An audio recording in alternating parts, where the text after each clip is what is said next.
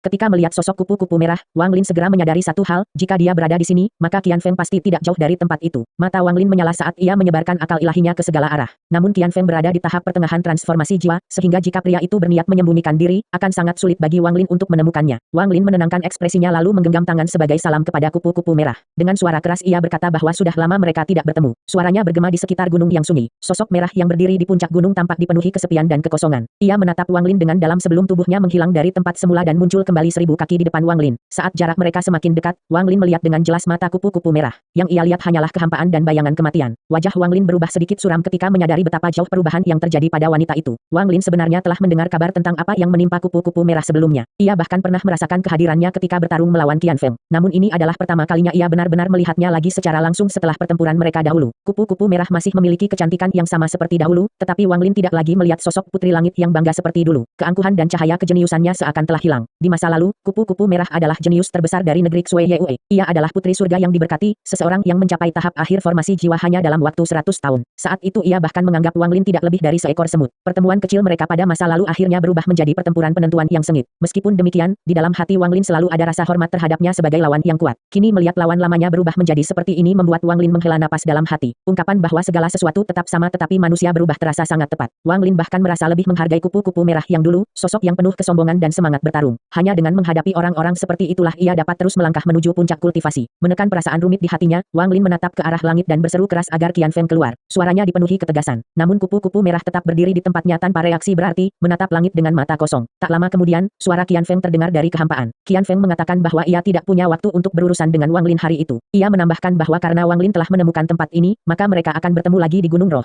Wang Lin segera berbalik dan melihat ke arah gunung yang jauh. Dari sana muncul kabut hitam yang bergerak dengan kecepatan tinggi menuju Gunung Roh. Mata Wang Lin menjadi dingin, tetapi ia tidak langsung mengejar. Qian Feng justru meninggalkan pesan lain, memerintahkan kupu-kupu merah untuk membunuh Wang Lin dan memberi mereka kesempatan untuk bertarung lagi. Begitu suara Qian Feng menghilang, kekosongan di mata kupu-kupu merah perlahan memudar. Niat bertarung yang kuat menggantikannya. Ia melangkah ke depan untuk menghalangi Wang Lin dan mengeluarkan pedang panjang berwarna merah. Aura kuat segera menyebar dari tubuhnya. Kekuatan itu tidak kalah dari Wang Lin dan bahkan mengandung energi spiritual celestial. Meskipun ia belum mencapai tahap transformasi jiwa, kekuatannya sudah sangat dekat dengan tahap itu. Dengan suara dingin, kupu-kupu merah memanggil nama Cheng Niu sambil mengunci pandangannya pada Wang Lin. Tanpa ragu, ia mengayunkan pedang merahnya dan melemparkannya seperti kilat ke arah kepala Wang Lin. Wang Lin mundur dan segera mengibaskan bendera pembatas untuk menciptakan perisai pembatas yang menahan serangan tersebut. Pertarungan pun pecah. Kupu-kupu merah mengenakan baju zirah es merah dan menggunakan cambuk Soul Laser, sementara Wang Lin memanggil tombak pembatas dan kemudian kapak raksasa milik klan setan raksasa. Di tengah pertempuran yang dahsyat, kupu-kupu merah tiba-tiba mengeluarkan mawar merah kristal dari mulutnya. Mawar itu mekar di udara, mengeluarkan asap merah yang membentuk sosok dirinya yang penuh kebanggaan seperti dahulu. Sosok itu menatap Wang Lin dan berkata dengan tegas agar ia segera bertindak. Sekitar 5000 km dari tempat Wang Lin dan kupu-kupu merah bertarung, Zhou Wutai masih terbang dengan kecepatan tinggi. Karena tingkat kultivasinya lebih rendah dari Wang Lin, ia masih tertinggal jauh di belakang. Saat pedang setengah bulan sebelumnya melintas di sampingnya, Zhou Wutai sangat terkejut. Sepanjang hidupnya ia belum pernah melihat sesuatu yang bergerak secepat itu. Ketika sedang terbang, Zhou Wutai tiba-tiba berhenti dan mengerutkan kening. Ia berbalik dan melihat ke belakang, lalu menyadari bahwa sebuah awan merah raksasa sedang mendekat dari kejauhan. Awan merah itu memenuhi langit seperti binatang purba yang sedang terbang. Cahaya merahnya bahkan membuat celah-celah di langit seolah menghilang. Zhou Wutai segera menjadi sangat hormat. Ketika awan merah melewatinya, sebuah suara kuno terdengar dari dalamnya dan mempersilakannya masuk. Zhou Wutai segera terbang ke dalam awan tersebut. Di dalamnya terdapat seorang lelaki tua berjubah merah yang sedang menatap ke kejauhan sementara awan merah terus bergerak dengan kecepatan luar biasa. Pria tua itu adalah Yun Kuezi. Ia datang ke makam Suzaku setelah Forsaken Immortal Clan menggunakan tengkorak leluhur mereka dan kekuatan Tato 12 Daun untuk menembus segel planet kultivasi kristal. Namun karena hanya menggunakan tengkorak leluhur, kekuatan yang mereka gunakan tidak sempurna. Yun Kuezi hanya bisa berada di dalam planet itu dalam waktu terbatas sebelum kekuatan misterius planet tersebut membunuhnya. Karena itulah Yun Kuezi tidak membuang waktu. Ia langsung menuju Gunung Roh di pusat makam Suzaku, tempat yang menjadi tujuan utamanya. Pada saat yang sama, Qian Feng juga sedang bergerak menuju Gunung Roh. Selain mereka berdua, beberapa anggota Forsaken Immortal Clan dan beberapa kultivator lain juga menuju tempat yang sama. Di puncak Gunung Roh sendiri telah berdiri seorang pria tua misterius. Matanya memancarkan cahaya merah darah, dan di bahunya duduk seekor monyet kecil dengan tatapan yang sama ganasnya. Di atas gunung itu terdapat sebuah pintu emas raksasa setinggi lebih dari 1000 kaki dengan celah besar di tengahnya. Pria tua itu hanya duduk berkultivasi sambil menunggu di depan pintu tersebut. Sementara itu, kembali ke medan pertempuran, mawar merah yang dikeluarkan kupu-kupu merah mengungkapkan secercah kesadarannya yang masih tersisa. Ia memohon kepada Wang Lin untuk membunuhnya karena hidup tanpa kehendaknya sendiri tidak layak dijalani. Wang Lin merasakan kesedihan yang sangat dalam dari kata-kata itu. Dengan perasaan berat ia akhirnya mengayunkan kapak raksasa dan melemparkannya ke arah kupu-kupu merah seperti meteor yang dikelilingi kilat. Kupu-kupu merah tidak menghindar atau melawan. Dengan senyum penuh kebanggaan ia menerima kematiannya. Kapak itu menembus tubuhnya, menghancurkan zirahnya dan mengubah tubuhnya menjadi kabut darah. Putri surga yang bangga itu akhirnya gugur, meninggalkan Soul Laser dan batu giok yang berisi rahasia tentang domain milik Qian Feng. Wang Lin diam-diam menyaksikan tubuh Red Butterfly tersebar menjadi ketiadaan. Setelah semuanya selesai, ia menghela napas pelan sebelum mendarat di tanah.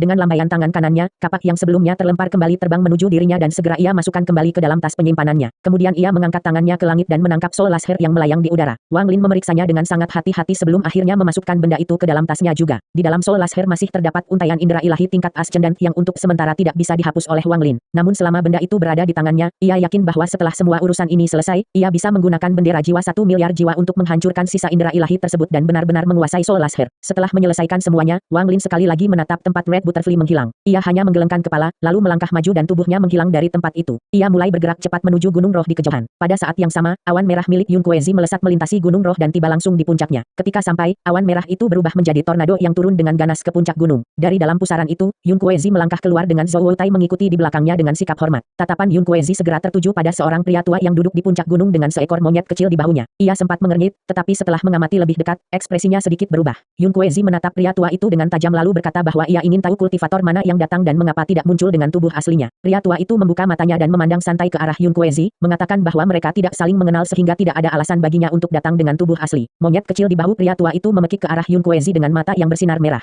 Yun Kuezi tetap tenang saat memandang monyet itu, lalu ia tersenyum tipis dan menyadari bahwa makhluk itu hanyalah sebuah boneka. Mata pria tua itu sempat memerah ketika menatap Yun Kuezi, namun monyet di bahunya kembali memekik dan warna merah itu segera menghilang. Pria tua itu kemudian memperkenalkan dirinya sebagai Molihai sebelum menutup mata dan kembali berkultivasi. Dalam hati, Yun Kuezi memperhatikan bahwa meskipun pria itu tampak berada pada tahap akhir transformasi jiwa, ada aura misterius yang sulit dijelaskan. Ia menyadari bahwa hanya kultivator tahap ascendant yang bisa merasakan hal tersebut, dan kemungkinan besar orang itu bukan berasal dari planet Suzaku. Setelah itu, Yun Kuezi mengalihkan pandangannya ke pintu raksasa yang berdiri di puncak Gunung Roh. Sepanjang perjalanan ke tempat ini ia merasa sangat terkejut, karena keadaan makam Suzaku sangat berbeda dari apa yang pernah dijelaskan oleh Suzaku sebelumnya. Bentuk-bentuk kehidupan yang muncul di luar makam jelas terbentuk oleh kekuatan misterius dari Crystal Cultivation Planet. Menurut ingatan Yun Kuezi, Suzaku sebelumnya mengatakan bahwa makhluk-makhluk itu hanya muncul di bagian dalam makam. Meskipun begitu, Gunung Roh tersebut masih sama seperti yang ia ingat. Pintu raksasa itu merupakan satu-satunya jalan menuju makam Suzaku pertama, tempat Crystal Cultivation Planet disimpan. Namun pintu tersebut tidak mungkin dibuka tanpa Heart of the Cultivation Planet. Jika ingin memasukinya, mereka hanya bisa menunggu hingga pintu itu hancur sampai tingkat tertentu. Saat Yun Kuezi terus mengamati pintu tersebut, ekspresinya tiba-tiba berubah sedikit. Ia menoleh ke arah kaki gunung seolah merasakan sesuatu, lalu kembali menatap pintu sambil menunggu perkembangan berikutnya.